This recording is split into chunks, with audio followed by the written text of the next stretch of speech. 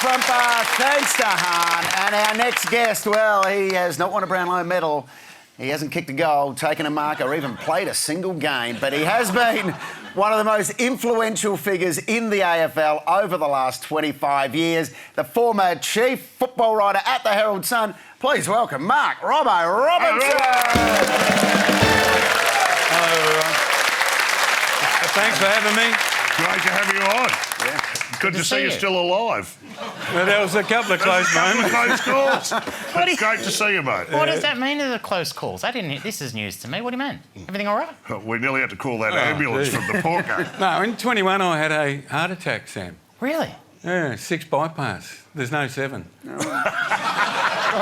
So I survived and, yeah, very lucky. Well, congratulations. Thank you very much. We're happy to have you here. Thank you.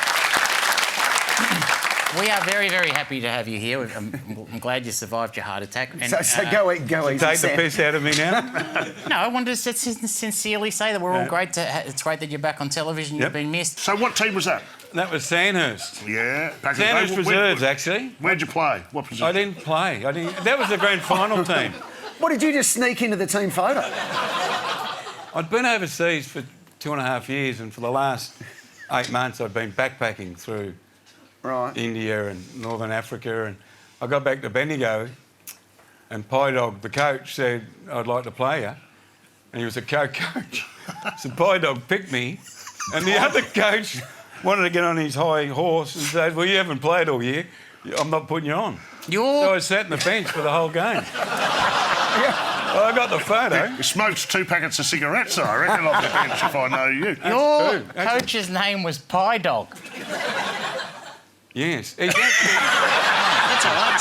I want to confirm. He's actually the father of Flynn Perez, who plays for Hawthorn. Yeah. Well, you guys don't know anything about football. What type of player were you? What type of player were you? What was your GPS? Big engine? Was it a big engine? What was your strength, Robbo? I don't know. Well, it's a long... Well, I played midfield when I was a young fella. Yeah. And then as you get fatter, you roll to centre forward. As you get fatter again, you end up at full forward. Now, Robbo, you've... I don't know why you're getting angry. I'm a bit defensive at the moment. You are very defensive. Yeah, I'll settle down. Robbo, let's get to your one wood, and that is the field of journalism. You were doing it for 30+ years. You've covered loads of stories. What were some of the bigger moments that you covered across your career? Carey, Essendon, the rise and fall of Ben Cousins was enormous at the time. What about And Carey? the Adam Goods situation, which John Longmire wrote about in his book, was an absolute disgrace. So, Wayne Carey, did you have that? Did you have that? Well, see, I was ghosting Wayne Carey at the time. Now, ghosting is a journalist who interviews Wayne and writes his column. He gets paid $5,000 for it. I just write it for him and get it in the paper. Right. So when not bitter about that at all. I got to work after Lisa Archer's 30th on the Sunday night, and I got to work and there was a fax on my... A fax, that's how long ago it was. A fax on my keyboard, and it said, this is what's happening, Carey's going to leave the club. Now, I was ghosting Wayne at the time, so I rang him, and he calmly said it's not true. So calmly that I believed him. Right. And on the Wednesday morning, he quit, and one of the biggest stories in football. You dropped the ball. Well... You had it in your lap. Well, you find and you fumbled it. No, you find out over 30 years of football, people just lie all the time. Seriously. It's hard to work out who to trust and not trust in football, and every journo would say that. They get lied to all the time. All right, well, that was a big one. And what about Essendon and peptides? That's another huge story. You were all over that. Went for, what, 3, 4, 5 years? Well, I think it's still going, isn't it? We were about to see... There's a coach about to come back and... Maybe. If he tells you you're not coaching, he's not coaching, don't believe him. Oh, no, I don't know. I don't know if he's coming back or not. Mark McVeigh seems to be a popular name at the moment. Oh, we'll write that one down. Who would you put your money on, Robbo, if you had to say, tonight? Who's going to coach it? Who's going to be the next coach of Essendon? I think it should be Heard, but I think others are saying McVeigh. It gives Essendon out, so they get their Essendon person back. to galvanise the club. Robbo, I just think that everyone's finding just having a wonderful reminder of what compelling viewing you are. When you're on 360, you couldn't look away, and it was also a chance for us to say, welcome back to Channel 7, because many people watching wouldn't know that Robbo You were on Channel 7. In the early 2000s, you were part of the Channel 7 commentary team. No, game day with Hamish. Yeah, Not correct. the commentary team. Yeah, well, you're part of the coverage. Sorry. Sorry. I just want to get it right. Now I know how Jared feels, that's fine. Listen, you were part of Channel 7's coverage in 2000, and what we've always loved about you is you're a straight shooter. Here are you and Lee Matthews discussing, I think Barry Hall was in trouble at the time, and here are you two discussing, and like I said, straight shooter, Robbo. He's still, their main power forward, so I couldn't see any reason why he's not playing for the Swans when he resumes from his suspension. What happens next year? Well, that's a completely different question. Yeah, I'd sack him now. Well, I would have. Greatest footballer to ever play, bugger that. I'm just amazed I was able to sit next to Lee Matthews. But I think it was after he knocked out Staker. Yeah. I mean, really? I mean, we've all got opinions on footy. Is it acceptable or not acceptable? Completely unacceptable. And Robbo, we saw a lot of your opinions on AFL 360, which was a very successful show for a long time. What do you say is the secret to the success of that show? Well, me and Jerry don't talk before the show, so everything's Same with me and Sam. Well, whatever they put up or whatever they show me, I'm seeing it for the first time. So I always think that the viewers at home, like tonight, they react and I'll react the same, just in real life. That's an interesting proposition. Can I? What do you think was the secret? I have no idea. I think it was the yin and the yang. That's code for The you. yin and the yang. That's code for you don't know where we are in the show. There. You've got no idea. Well, I do. I'll tell you what I do. You're going, of course, for a gold Logie, and we know that, but you've never won one of these, the coveted Golden Committee, and which is an award we give on this program every year to someone who's covered themselves in glory in commentary and contributed to the great game of AFL football. You won this, and I'm going to suggest to you that when you received this award on the set of AFL 360, you weren't over the moon about it. So they're giving me this bloody award. The Golden Committee, feeling their arseholes. Oh, They're unfunny. Hang on. Sam's a national treasure. Arseholes. Arsehole's a bit... it's a bit strong. I didn't know the camera was on. I didn't know. I didn't know. In hindsight, do you regret not going with dickheads instead, Robbo? Do you know what I mean? Well done. No. Oh, I'm very proud to win it, of course. Very, very proud. Sam, would you say that Robbo was easily distracted on I was AFL going to say, 360? listen, I wanted to add a genuine question about, because you were the head writer of the Herald, chief writer of the Herald. Yeah. You had radio, you had television commitments. Was it hard to juggle the three, Oh, Robbo? shocking. Yeah. Oh, I dead set. No, For 20 years, it was tiring. It was tiring. I was consumed by the newspaper, consumed by footy, and at the end of the day, I had to go and do an hour of TV. And I thought, if I talk serious footy, no one's going to watch. If I do try and be funny, it won't work for an hour. So you just mix them both up. I think it's a balancing act, and I think you got it right for the most part. There were every I now and nearly then. died. I Every nearly now and died then. What's that? I nearly died. I didn't get the balance right at all. Yeah.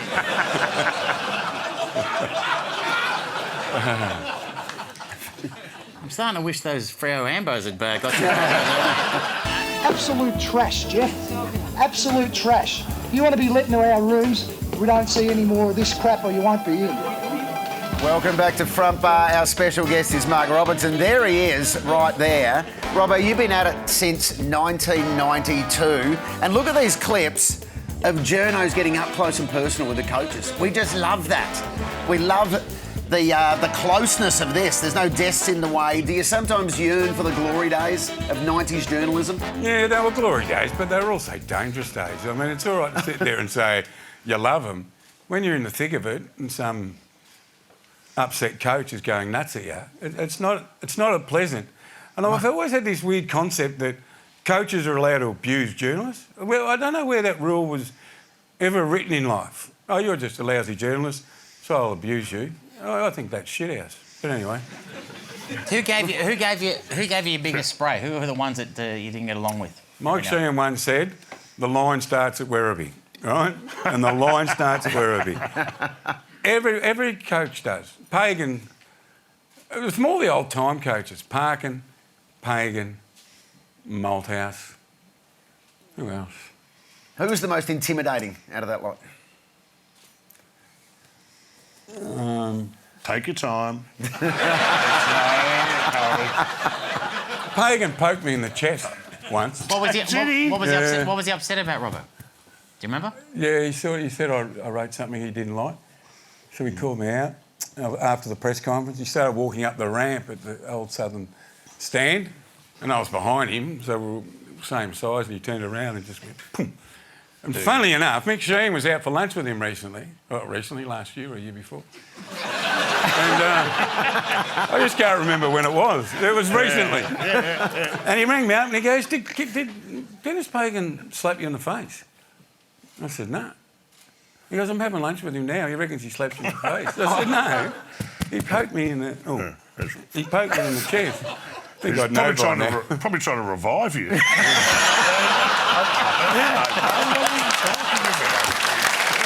That's brilliant.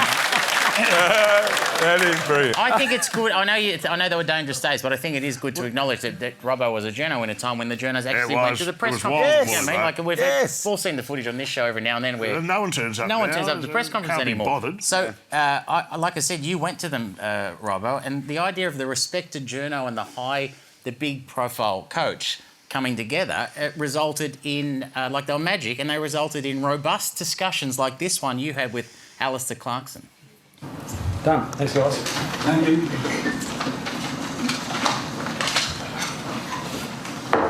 Might put that in a nice little column for Robbo tomorrow. What's that, mate? With Ando.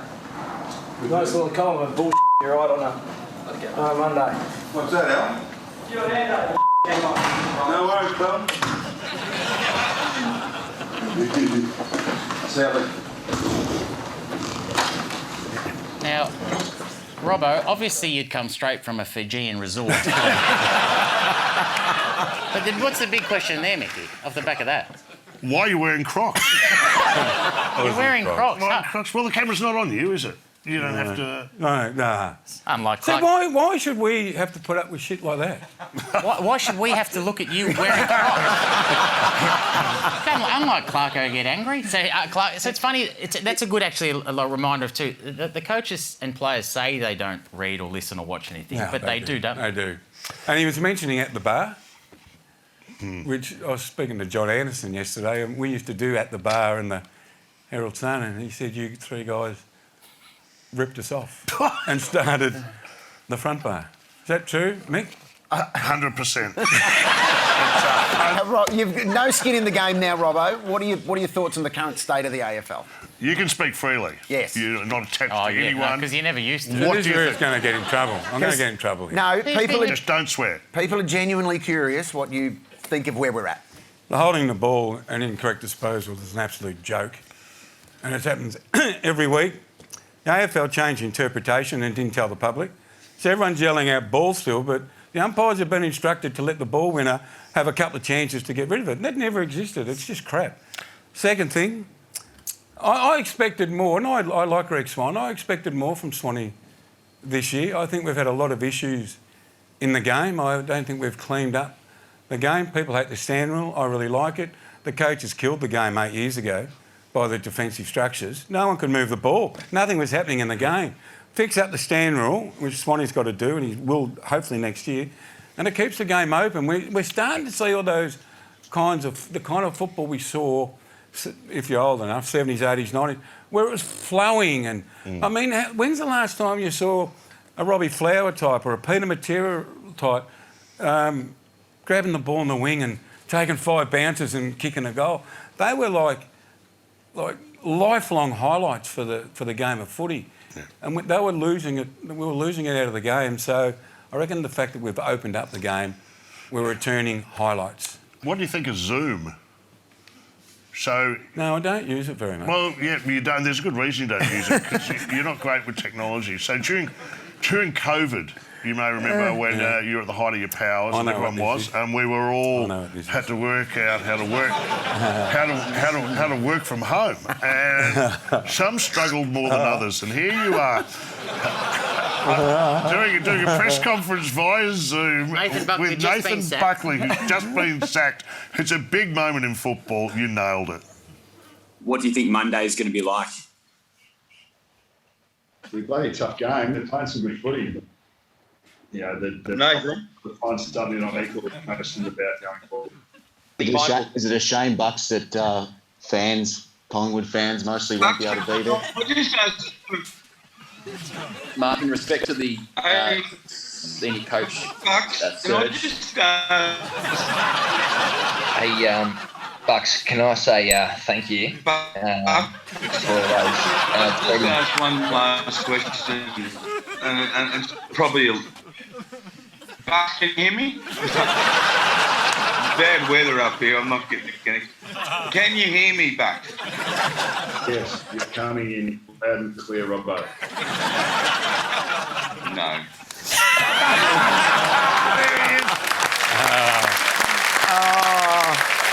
Magnificent. Your dial-up was working a treat there, Robbo. Ah, well, what do you do? Now I couldn't get any Wi-Fi. Get NBN.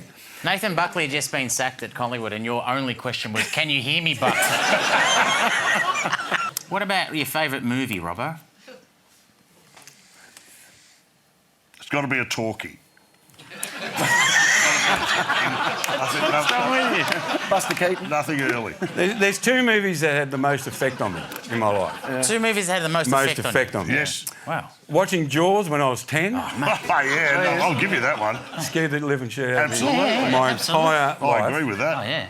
And as an adult, this is a bit deeper, of course it is, Schindler's List had the most impact on me. Yeah, well, that Jaws one, though, when Richard Draver says this was not a boating accident, that was clearly not a boating accident.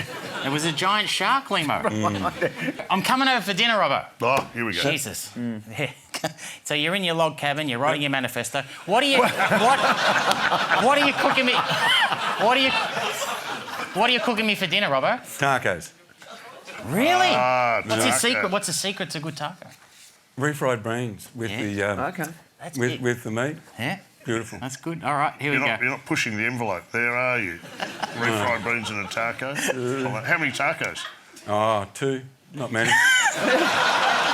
So you and I are coming over, and I'm coming over for dinner. It's great to see you. Open up a bottle of wine, and you're just cooking 4 tacos.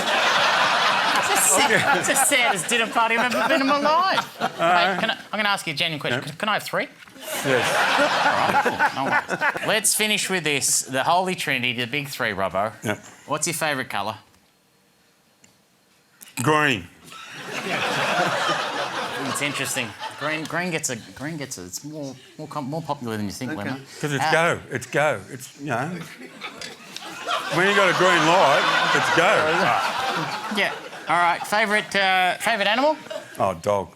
Yeah, you love By dogs. the length Yeah. of the straight. You got one at the moment? 2. That means it's kennel time!